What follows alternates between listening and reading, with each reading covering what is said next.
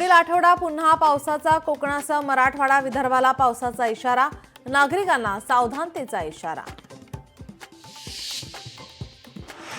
सोन्याच्या दरात घसरण. सोनं 4 दिवसात 8,000 घसरलं. चांदी किलो मागे 38,000 स्वस्त.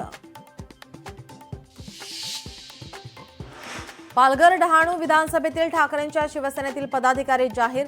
उद्धव ठाकरे यांच्या आदेशानुसार पालघर आणि डहाणू विधानसभा मतदारसंघातील पदाधिकाऱ्यांच्या नियुक्त्या जाहीर. दिवाळीच्या सुट्ट्यांचा टीएमटीला फटका. ठाणेकर सुट्टीवर असल्याने दिवाळीत टीएमटी बसचा गल्ला अर्ध्यावर. बसचं 8 दिवसात 32 लाखांचं नुकसान. दिवाळीच्या सुट्टीमध्ये पर्यटकांची गणपतीपुळेला पसंती. 3 दिवसात 3 लाखाहून अधिक पर्यटकांची गणपतीपुळेला भेट. समुद्र किनारपट्टीवर प्रशासनाच्या सुरक्षेच्या उपाययोजना. भंडाऱ्यात अचानक झालेल्या पावसामुळे धान उत्पादक शेतकऱ्यांचं मोठं नुकसान. शेतात कापून ठेवलेलं धान संपूर्ण पाण्याखाली.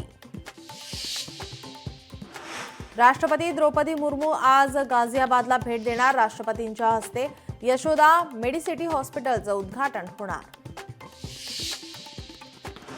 ओटीटी प्लॅटफॉर्मवरील असभ्य भाषेविरुद्ध कारवाई होणार. सरकार भाषेविरुद्ध कठोर कारवाई करण्याच्या तयारीत. पुण्यातील वनाज मेट्रो आगारातून साहित्याची चोरी. 1,77,000 रुपयांचे वातानुकूलित साहित्य चोरट्यांकडून लंपास. कोथरूड पोलीस ठाण्यात गुन्हा दाखल.